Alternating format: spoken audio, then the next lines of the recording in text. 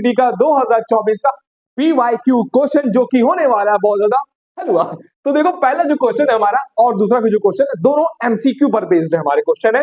तो क्वेश्चन कह रहा है the specific resistance of a conductor depend on it. भैया ये कह रहा है कि स्पेसिफिक रेजिस्टेंस वो किन फैक्टर्स पे डिपेंड करता है। तो देखो तुम्हारे दिमाग में पहले क्वेश्चन हो रहा है भैया ये स्पेसिफिक रेजिस्टेंस क्या होता है। हमको तो रेजिस्टेंस के बारे में पता भैया ये तो रुकावट होती है ना, बहुत अच्छे तरीके से जानते हो इसका मतलब क्या होता है, रुकावट होता है रेजिस्टेंस। मतलब ये स्पेसिफिक रेजिस्टेंस क्या होता है, देखो स्पेसिफिक रेजिस्टेंस कुछ और नहीं भैया रेजिस्टिविटी होता है। अरे भैया रेजिस्टिविटी क्या होती है, देखो रेजिस्टिविटी हमें ये बताती है कि किसी मटेरियल की इंट्रिंसिक प्रॉपर्टी कितनी होती है उस करंट को रोकने की।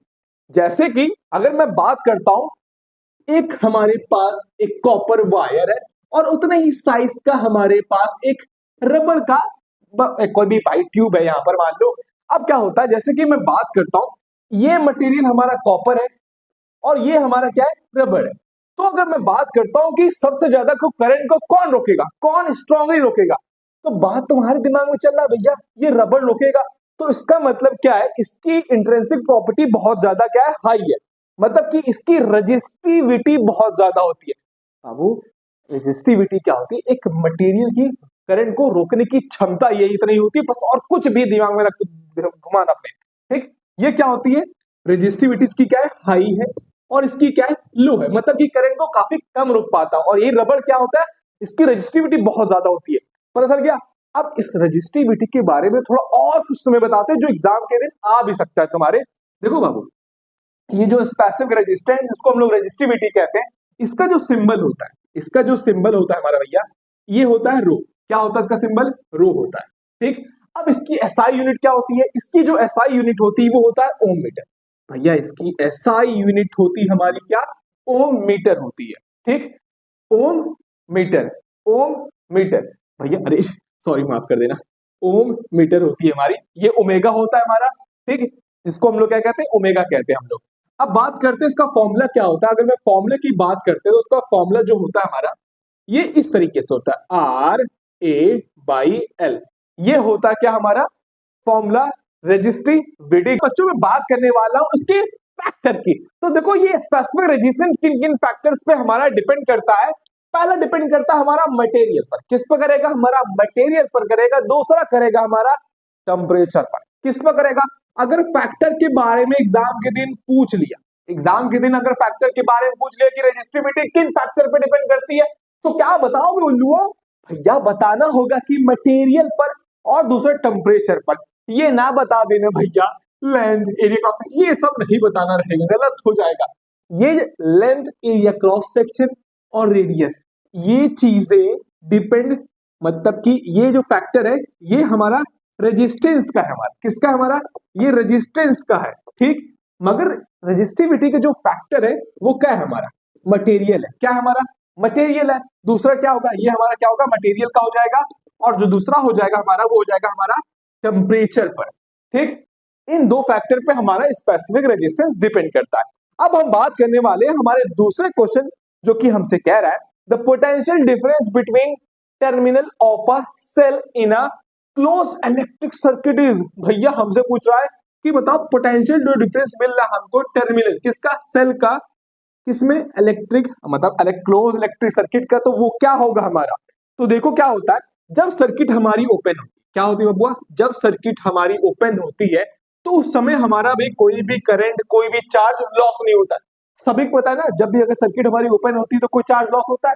भाई बैटरी है हमारे टर्मिनल सेल का, दो पॉजिटिव और नेगेटिव, एक पॉजिटिव एक नेगेटिव है। सर्किट हमारी मान लो यहाँ पर है, सर्किट हमारी क्या है, ओपन है, तो यहाँ पे कोई चार्ज लॉस हो रहा है, भैया कोई चार्ज लॉस नहीं हो रहा है।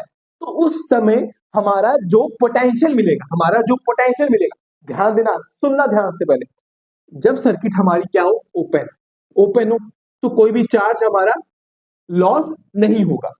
अब दोनों में हमको जो पोटेंशियल मिलेगा, वो जो पोटेंशियल मिलता है वो पोटेंशियल हमारा कहलाता है क्या, ईएमएफ, ठीक, इलेक्ट्रोमोटिव फोर्स। बस अब ध्यान देना, यहां पे जो सर्किट है हमारी वो कैसी है, क्लोज्ड इलेक्ट्रिक सर्किट है। हम तो अभी तो बता रहे थे क्या, ईएमएफ के बारे में, जो कि सर्किट ओपन होता है तब। अगर जब सर्किट हमारी क्लोज हो जाती है तो उस केस में क्या होता है, जब सर्किट हमारी क्लोज हो जाती है, क्या हो जाती है, वो क्लोज हो जाती है, तो बैटरी के अंदर एक रेजिस्टेंस होता है जो उसके अंदर खुद ही होता है हमारा, जिसको हम IR कहते हैं। बैटरी के अंदर एक IR हमारा रेजिस्टेंस होता है, उसके अंदर हमारा कुछ चार्जेस लॉस होता है, कुछ करंट लॉस होता है। अब जब हम उसमें पोटेंशियल देखते हैं दोनों के बीच में, दोनों टर्मिनल के बीच में, वो जो हमें मिलता है वो हमारा कहलाता है क्या, टर्मिनल वोल्टेज। क्या कहलाता है हमारा, टर्मिनल वोल्टेज। तो ये था हमारे दोनों एमसीक्यूज के क्वेश्चन का आंसर। आई होप आपको समझ में आ गया होगा। अगर कोई भी डाउट होता है इस चीज को लेकर तो कमेंट बॉक्स में कर सकते हो। अब बात करते हैं हमारे अगले क्वेश्चन की। बस एक समझ लेना, ओपन सर्किट रहेगा तो हमारा ईएमएफ कहलाएगा, इलेक्ट्रोमोटिव फोर्स। अगर सर्किट हमारी क्लोज रहेगी तो क्या कहलाएगा, हमारा टर्मिनल वोल्टेज। दैट्स इट, उसके अलावा कुछ भी नहीं यहाँ करना है। तो अगला क्वेश्चन, और ये क्वेश्चन में हमसे पूछा गया है कि एक सर्टेन मटेरियल है जिसमें हमारा वोल्टेज और करंट की रीडिंग दी गई है इस टेबल में, जो कि यहाँ पे बना हुआ है हमारा। अब हमसे इसमें जो पहला पार्ट पूछा गया, इसमें कह रहा है state whether the conductor use is ohmic और नॉन ओमिक। इसमें जो कंडक्टर यूज किया गया है वो क्या होगा हमारा, ओमिक होगा कि नॉन ओमिक होगा। अबे हमें तो पता है भैया इसका आंसर क्या होगा, क्या होगा इसका आंसर। भाई तुमसे पूछ रहा हूँ क्या होगा इसका आंसर, अरे बताओ यार, वेट करो कब से। अब नॉन ओमिक होगा, क्या होगा, नॉन ओमिक। कैसे पता भैया कि इसका आंसर नॉन ओमिक होगा, अरे ओम्स लॉ पढ़ा कि नहीं तुमने। अरे ओम्स लॉ क्या कहते थे हमसे, ओम्स लॉ हमसे ये कहते थे, अगर बेटा वोल्टेज बढ़ेगा तो करंट भी हमारा बढ़ेगा, है सीक्वेंस से बढ़ेगा भैया, आई बढ़ेगा। तो मतलब कि वोल्टेज बढ़ने से करंट भी हमारा क्या होता है, बढ़ता है। इसका मतलब वोल्टेज इज डायरेक्टली प्रोपोर्शनल। ये हमसे ओम्स लॉ कह के गए थे। तो पर बताओ क्या ये ओम्स लॉ को फॉलो कर रहा है हमारा, देखते हैं। ठीक भैया, वोल्टेज बढ़ता हुआ दिख रहा है, क्या करंट बढ़ता हुआ दिख रहा है, ना भैया करंट तो यहाँ पे डबल तो नहीं हो रहा है, यहाँ पे तो वोल्टेज तो हमारा हो जा रहा है पर करंट नहीं हो रहा है। इसका मतलब ये जो होगा हमारा नॉन ओमिक होगा, ओमिक नहीं होगा। क्या होगा इसका आंसर, नॉन ओमिक होगा। अब हमसे कह रहे हैं जस्टिफाई योर आंसर, हमसे जस्टिफाई करवा रहे हैं। देखो अब इसको जस्टिफाई करना है तो जस्टिफाई कैसे कर सकते हैं। अब देखो क्या होता है, नॉन ओमिक में हमारा रेजिस्टेंस कांस्टेंट नहीं रहता, रेजिस्टेंस हमारा क्या होता है, कांस्टेंट नहीं होता है। ओम्स लॉ में हमारा रेजिस्टेंस कांस्टेंट होना चाहिए। क्या होना चाहिए, रेजिस्टेंस कांस्टेंट। ये याद रखना। ओम्स लॉ हमसे कह रहा है रेजिस्टेंस में क्या होना चाहिए, हमारा कांस्टेंट होना चाहिए, पर नॉन ओमिक में हमारा रेजिस्टेंस कांस्टेंट नहीं रहता है। चलो देखते हैं, पहले जस्टिफाई करते हैं। तो रेजिस्टेंस निकालने का जो फॉर्मूला होता है वो क्या होता है, क्या होता है, V बाई आई। क्या होता है हमारा, V बाई आई। चलो देखते हैं, वोल्टेज रखता हूं, चलो ठीक है। करंट कितना हमारा 2 एम्पियर है, तो कितना निकल गया है हमारा रेजिस्टेंस, 5.0 ओम्स। ये हमारा भाई 5 से ले तो कोई दिक्कत नहीं है, क्या निकल गया हमारा 5 ओम निकल के आ गया पहला। अब दूसरा का देखते हैं हम लोग, दूसरा का निकल गया है हमारा वोल्टेज कितना है, 3 एम्पियर है हमारा। इसमें कितना निकल के आएगा, जो कि 6.67 ओम हमारा निकल के आया दूसरे रजिस्टर। अब तीसरे में देखते हैं हम लोग, हमें कुछ दिख रहा है तो क्या हो रहा है, क्या हो रहा है यहाँ पर, अभी देखो तीसरा वाला। तीसरे में देखते हैं 30 और 4, तो करते हैं देखते हैं, तो हमारा 7.5 एम्पियर। तो देखना भाई एम्पियर कहां से दिख गया भाई, करंट थोड़ी निकाले हैं, तो रेजिस्टेंस निकाले हैं हम लोग। तो ये देखो क्या यहाँ पर हमारा रेजिस्टेंस कांस्टेंट हो रहा है, रेजिस्टेंस कांस्टेंट दिख रहा है, वो 5 ओम, 5 ओम, 6.67 ओम, फिर उसके बाद आया 7.5 ओम। ठीक, क्या यहाँ पर रेजिस्टेंस कांस्टेंट दिख रहा है, रेजिस्टेंस कांस्टेंट नहीं दिख रहा है। इसका मतलब ये जो होगा ये नॉन ही ओमिक होगा, नॉन ओमिक में हमारा रेजिस्टेंस कांस्टेंट नहीं रहता। यहाँ पर हमने अपने आंसर को जस्टिफाई करवा लिया। अगर ऐसा क्वेश्चन इन द फ्यूचर पूछता है तो तुमको इसी तरीके से करना होगा अपने आंसर को जस्टिफाई करने के लिए, वरना नहीं कर पाओगे जस्टिफाई। अब हमसे तीसरा पार्ट पूछा गया है, states Ohm's law. Ohm's law क्या कहता था, ओम्स लॉ हमसे क्या कह गए थे, अरे ओम्स लॉ, इनको इरेज कर दो, पहले नोट डाउन कर लो, मैं इनको इरेज कर देता हूँ। देखो ओम्स लॉ हमारे जो भाई साहब थे बहुत अच्छे इंसान थे यार, क्या उनकी तारीफ किया जाए, इतनी तारीफ किया जाए कुछ कहने में नहीं। चलो ठीक है, बहुत हो गई बकवास, काम की बातें करते हैं। चल भाई रेस हो जा जल्दी से। ये थोड़ा सा हमारा जो बोर्ड है ना, इसमें इरेज करना चाहोगे ना, इरेज होता नहीं है जब तक इसमें पान इसको साफ ना करो। तो देखो भाई हमारे ओम्स लॉ कह के क्या कहते हैं हमारा, ये कहते हैं कि at a constant temperature, at a constant temperature V is directly proportional to I। ये पूरे सेंटेंस में तुमको लिखना होगा तभी मार्क्स मिलेगा। ये हमसे इतने छोटी डिफिनेशन, हाँ भैया इतनी छोटी डिफिनेशन होगा। At a constant temperature voltage is, या तो potential is directly proportional to the I। ये हमसे क्या था, potential difference, potential difference is directly proportional to the I current. बस ये हमसे ओम्स लॉ क्या कहते हैं, और कुछ भी नहीं है। ओम्स लॉ हमसे ये कहते थे कि at a constant temperature voltage is directly proportional to the current is called Ohm's law. बस ये एग्जाम में आंसर लिखना, तुमको पूरा मार्क्स मिल जाएगा यार, और कुछ भी नहीं है। तो ये रहा बच्चों हमारा 2024 का लास्ट क्वेश्चन, और ये लास्ट क्वेश्चन हमारा एक सर्किट बेस्ड क्वेश्चन है। और इस क्वेश्चन का पहला पार्ट हमसे कह रहा है calculate the total resistance of the circuit. हमसे कह रहा है इस सर्किट का टोटल रेजिस्टेंस फाइंड करना है। तो चलो ठीक है, टोटल रेजिस्टेंस फाइंड करना है तो सबसे पहले हमको रेजिस्टेंस दिख रहा है ऊपर का और नीचे का, तो दोनों को लिपटाते हैं। तो सबसे पहले हमको लिपटता हुआ क्या दिख रहा है, सीरीज में ऊपर वाला, उसको लिपटते हैं। चलो ठीक है, अब देखते हैं कि हमारा अपर ब्रांच में वो हमारा है सीरीज में, कैसा है हमारा सीरीज में है। तो सीरीज में जब हमको रेजिस्टेंस निकालना होता है वहां पर टोटल रेजिस्टेंस, तो क्या निकल के आ रहा है हमारा ऊपर वाला, तो यहाँ पर जो आर टोटल निकल के आ रहा है हमारा जो फॉर्मूला होता है, तो ये क्या फॉर्मूला होता है, R1 प्लस R2। अब हमने रखना है क्या, 10 ओम प्लस 6 ओम। यहाँ पर हमारा निकल के आया कितना रेजिस्टेंस, 16 ओम। अब इसको हम लोग कह देते हैं कि हमारा R1 निकल आया, ठीक। अब सेकेंड वाले नीचे वाले ब्रांच को देखते हैं हम लोग, ठीक। तो यहाँ पर लोअर ब्रांच में ये भी हमारा सीरीज में है, तो सीरीज में निपटाने का फॉर्मूला वही होता है आर टोटल। ये फॉर्मूला हमारा इस तरीके से एग्जाम के दिन तुमको करना होगा बबुआ, नहीं करोगे तो कटेगा तुम्हारा मार्क्स यार, और कुछ नहीं कटेगा तुम्हारा। 12 ओम 4 ओम, तो निकल के कितना आया हमारा 16 ओम। इसको हम लोग क्या कह देंगे, R2। यहाँ पे दोनों का रेजिस्टेंस हमारा सेम निकल रहा है। तो अब हम लोग एक नया डायग्राम बनाएंगे, तो कैसा हमारा नया डायग्राम बनेगा सर्किट का, कुछ इस तरीके से बनता हुआ हमें दिखेगा। हमारा डायग्राम तो खराब है पर अपना डायग्राम तो अच्छा बनना, ठीक। यहाँ पर हमारा कितने बैटरी का है, 4 वोल्ट की बैटरी है। यहाँ पे हमारा निकल के आया 16 ओम, यहाँ पे भी निकल गया हमारा क्या 16 ओम। तो फाइंड करते हैं पैरेलल में जब भी रहता है तो कैसे सॉल्व करते हैं, तो वहां का फॉर्मूला हमारा क्या हो जाता है, चेंज हो जाता है। तो इसको नोट डाउन करो अच्छे से, मैं इसको इरेज करने जा रहा हूँ क्योंकि जगह ही नहीं है ना मेरे पास, तो मैं इसको इरेज करता हूँ, ठीक। मैं हट गया हूँ तो इरेज कर दूं, चलो ठीक है, नोट कर लिया होगा यार तुमने, ठीक। मैं इसको इरेज करता हूँ जल्दी जल्दी से।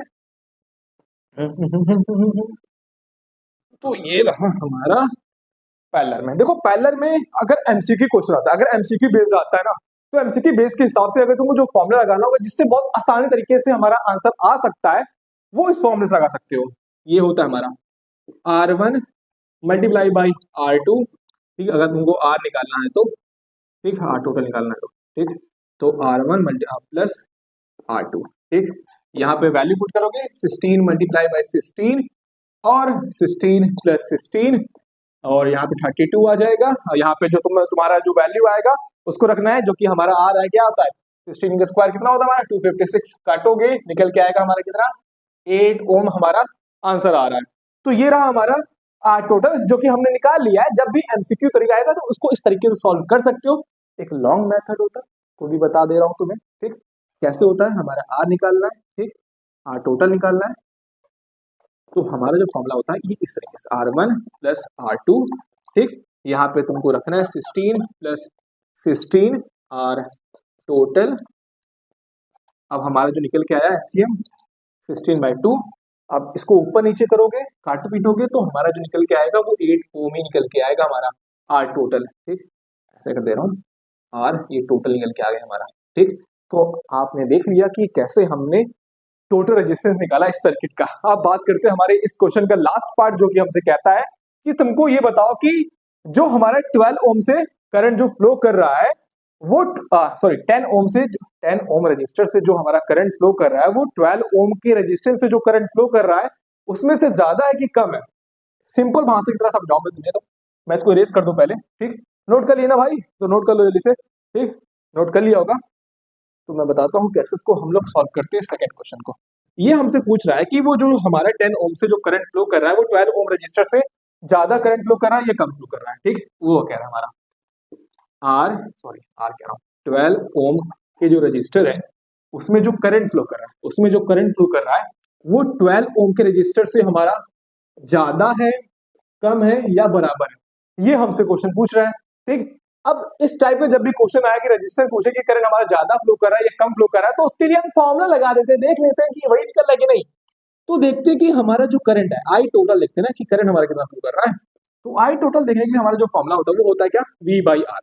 ठीक, तो हम वैल्यू पुट करते हैं, हमारा वोल्टेज कितना है, हमारा 4 वोल्ट है। ठीक है, ठीक 4 वोल्ट है। और कितना हमारा रजिस्टर कितना निकला, हमारा कितना निकला भैया, 8 निकला। देख सॉरी ऊपर सर्किट देख रहे हैं, 8 क्यों देखेंगे, टोटल थोड़ी देख रहे हैं, 16 देखेंगे। तो जब कांटे पीटेंगे तो हमारा जो आंसर निकलेगा ये आ रहा है हमारा 0.25 एम्पियर। ये हमने ऊपर का निकाला। यही कह रहे हैं कि 10 ओम में ज्यादा करंट फ्लो कर रहा है या 12 ओम से ज्यादा फ्लो कर रहा है या कम फ्लो कर रहा है। तो हम दोनों निकाल लेते हैं। तो यहाँ का भी आई टोटल निकाल लेते हैं हम लोग। तो V बाई आर यही का भी हो जाएगा, इसका भी। तो इसमें जो हमारा वोल्टेज है वो यही हो जाएगा, 16 निकल के आया। तो इसका भी हमारा जो निकल के आ रहा है करंट वो 25, मतलब कि यहाँ पे हमको दिख रहा है कि यहाँ पे जो करंट फ्लो कर रहा है 10 ओम रजिस्टर और 12 ओम रजिस्टर्स में वो बराबर करंट निकल के आ रहा है। भाई 0.25 एम्पियर तो यहाँ से भी करंट जा रहा है और 0.25 एम्पियर से यहाँ भी करंट हमारा जा रहा है इस रजिस्टर से। तो हमारा जो आंसर होगा, तो आंसर तुमको जो लिखना है, तुमको लिखना है the current through 10 ohm resistor is equal to the current through the resistor of 12। Answer कहां से लिखना है, 10 ओम, मतलब कि the current through the 10 resistors is equal to the current through the 12 resistors. ये रहा हमारा 2024 का सभी क्वेश्चन, और आई होप सारा क्वेश्चन समझ में आ गया होगा अच्छी तरीके से। 2023 से पूछा गया था। तो हमारा जो पहला क्वेश्चन है वो हमसे कह रहा है when a current I flow through a wire of a resistance R for a time t, then the electrical energy produced is given by। तो हमसे क्वेश्चन कह रहा है एक वायर है जिसका रेजिस्टेंस R है, जिसमें हमारा करंट I टाइम t तक उस वायर से फ्लो कर रहा है, तो उसका इलेक्ट्रिकल एनर्जी प्रोड्यूस का फॉर्मूला क्या होगा। बहुत ही ज्यादा सिंपल है। पहले ये बताओ हमसे कि इलेक्ट्रिकल एनर्जी का हमारा फॉर्मूला क्या होता है। तो कहोगे भैया बहुत ही ज्यादा आसान है। भैया इसका जो फॉर्मूला होता है P इंटू टी होता है, मतलब कि पावर मल्टीप्लाई बाई टाइम होता है। अब ये बताओ पावर का फॉर्मूला क्या होता है। कहोगे भैया पावर का फॉर्मूला बहुत आसान होता है। इसका जो फॉर्मूला होता है ये होता है I स्क्वायर और R, ये होता है हमारा पावर फॉर्मूला। अब इन दोनों को कंबाइन करो तो हमारा क्या बनता है, जाहिर सी बात है बहुत ही आसान आने वाला है हमारा। अगर हम इन दोनों को कंबाइन करते तो हमारा जो फॉर्मूला आने वाला है वो आएगा इक्वल टू I स्क्वायर और R, मतलब कि ये देखो हमारा निकल आया। कितना आसान फॉर्मूला था ना। तो बहुत ही ज्यादा सिंपल है, यहां पे टी लिखना तो भूल ही गए मैं। हाँ, तो ये हमारा निकल के आया इलेक्ट्रिकल एनर्जी प्रोड्यूस का फॉर्मूला। तो ये था हमारे पहले एमसीक्यू का क्वेश्चन का आंसर। तो देखा कितना हलवा क्वेश्चन था। अब बात करते हैं हमारे दूसरे क्वेश्चन की। तो दूसरा क्वेश्चन हमसे कह रहा है choose the current relation for a EMF and terminal voltage. भैया यहां पे तुम्हारे रिलेशनशिप की बात नहीं कर रहे हैं, यहां पे हम रिलेशन बात कर रहे हैं किसकी, ईएमएफ और टर्मिनल वोल्टेज की। तो यहां पर हमारा ईएमएफ क्या होता है और टर्मिनल वोल्टेज क्या होता है। क्या तुम्हें ईएमएफ के बारे में पता है, ईएमएफ क्या होता है? क्या तुम्हें टर्मिनल वोल्टेज के बारे में पता है? देखो अगर नहीं पता है, मैं सिर्फ एक शॉर्ट तरीके से बताता हूं ईएमएफ होता क्या है। देखो ईएमएफ क्या होता है, वो एक सेल की एक्चुअल पावर होता है। मैं इसको इरेज करता हूं, ठीक। तो वो बताता है हमारा सेल की एक्चुअल पावर है। देखो हमारा एक सेल होता है ना, सेल हमारा ऐसा होता देखा ही होगा तुमने ना, नहीं देखा होगा तो अपनी रिमोट की बैटरी खोल लो, ठीक, और बाद में डंडा खाना, ठीक मम्मा साहब। चलो ठीक है, देखो हमारा सेल कुछ इस तरीके से होता है, ठीक। तो इस सेल के अंदर जो इसकी एक्चुअल पावर होती है वो कहलाता है हमारा ईएमएफ। भैया ये टर्मिनल वोल्टेज क्या कहलाता है, देखो टर्मिनल वोल्टेज क्या कहलाता है, देखो दोनों टर्मिनल के बीच जो हमें एक्चुअल वोल्टेज मिलता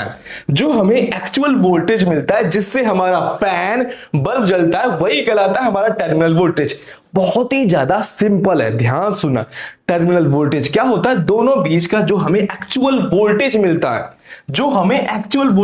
वो टर्मिनल वोल्टेज कहलाता है, जिससे हमारा फैन और बल्ब जलती है, ठीक। अब देखो क्या हमारा ये ईएमएफ वोल्टेज के बराबर होगा, मतलब टर्मिनल वोल्टेज के बराबर होगा।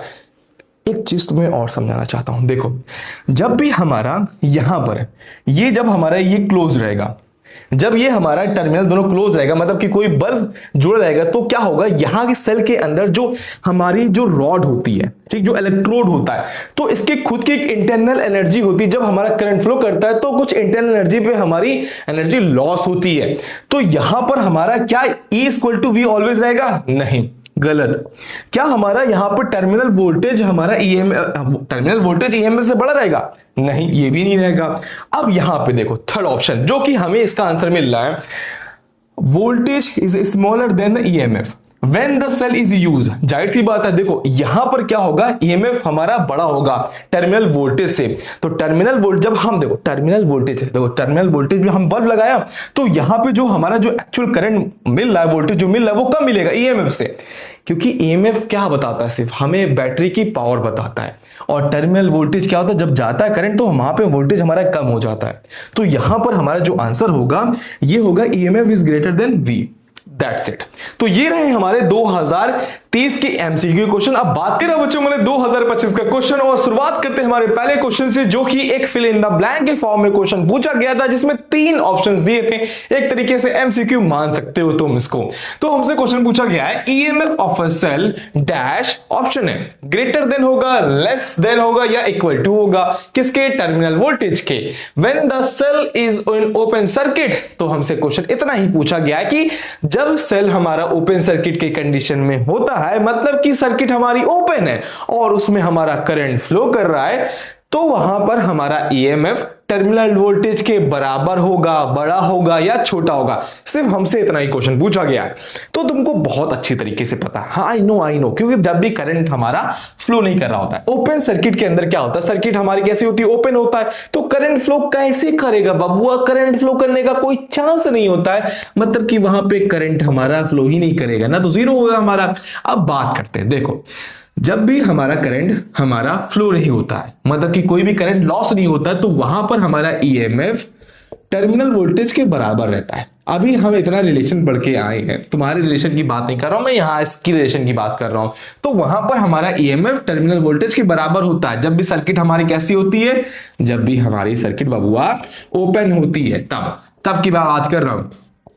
ठीक, तो ये रहा हमारे पहले क्वेश्चन का आंसर। अब बात करते हैं हमारे दूसरे क्वेश्चन की, और कह रहा है, in a closed circuit containing a bulb and a cell the electromotive force, यहां पर जो E है इसको हम लोग एप्सिलॉन कहते हैं, and the terminal voltage V is given, I is the current and R is the internal resistance। तो हमसे क्वेश्चन कह रहा है, क्लोज सर्किट में हमारा एक बल्ब कनेक्टेड है सेल से, तो यहां पर हमको बताना है कि इलेक्ट्रोमोटिव फोर्स और टर्मिनल वोल्टेज का रिलेशन क्या होगा। फिर से रिलेशन पूछा, अरे यार हर बार रिलेशन पूछ रहा है यार क्वेश्चन में। तो देखो यहां पर हमारा जो रिलेशन होगा, तो कह रहे हैं हमसे भैया एक सेल है हमारा, जाहिर सी बात है, जो कि हमारे दोनों टर्मिनल से कनेक्टेड है। ठीक, दोनों टर्मिनल से हमारा कनेक्टेड एक बल्ब, चलो बल्ब बना दिए। देखो बल्ब हमारा बहुत छोटा है कि जगह ही कम है, तो मान लो ये हमारा एक बल्ब है, ठीक, दोनों टर्मिनल से हमारा कनेक्टेड है। तो वहां पर क्या होता है, मतलब कि वहां पे हमारा करंट लॉस हो रहा है भैया, करंट जा रहा है तो करंट भी हमारा लॉस हो रहा है। तो यहां पर क्या हो रहा है, करंट हमारा लॉस हो रहा है, मतलब इंटरनल रेजिस्टेंस भी हमारा कुछ जाएगा। तो यहां पे हमें रिलेशन बताना है, तो बहुत अच्छी तरीके से पता होगा, इसका तो सिंपल दिख रहा होगा तुम्हें। यहां पे करंट हमारा लॉस हो रहा है, मतलब इंटरनल रेजिस्टेंस का हमारा यहां पे लॉस हो रहा है, तो हमारा जो सेकंड ऑप्शन होगा ये राइट होगा। अगर भैया वही अगर बैटरी को हम लोग चार्ज करेंगे तो उसका क्या रिलेशन होगा, अगर एग्जाम के दिन पूछ लिए तो हम क्या करेंगे वहां पर, तो वहां पे जो बच्चा हमारा रिलेशन आता है तो वो हमारा इस तरीके का होता है, E equal to V plus I R. जब भी अगर हमारा सेल चार्जिंग कंडीशन पे होता है तो वहां पर हमारा जो रिलेशन बनेगा वो ये बनेगा। अब जब हमारा बैटरी डिस्चार्ज हो रहा हो या कोई भी अप्लायंसेस जैसे एक सेल हो गया, पंखा लगा है, तो वहां पर क्या होता है, हमारा इंटरनल रेजिस्टेंस लॉस होता है और करंट भी हमारा लॉस होता है। तो उस केस में हमारा जो रिलेशन बनेगा V इक्वल टू एप्सिलॉन, इसको हम लोग क्या कहते हैं बाबू, एप्सिलॉन कहते हैं, माइनस आई आर। तो ये था हमारे 2025 का क्वेश्चन। आई होप तुम्हें समझ में आ गया होगा। तो ये थे बच्चों हमारे कुछ इंपॉर्टेंट पीवाईक्यू क्वेश्चन जो कि तुम्हारे लिए बहुत ही ज्यादा हेल्पफुल रहेंगे तुम्हारे इस साल के बोर्ड एग्जाम में। आई होप तुम्हें ये वीडियो बहुत ही ज्यादा पसंद आया होगा। प्लीज चैनल को सब्सक्राइब करना मत भूलना, और ऐसे फॉर मोर कंटेंट्स मिलते हैं अगले वीडियो में अगले कॉन्सेप्ट के साथ, अगले मेन टॉपिक, अगले नोट्स, और तुम्हारे लिए बहुत ही ज्यादा हेल्पफुल करने वाली है बच्चा। तो बाय बाय, तो सब्सक्राइब करना मत भूलना।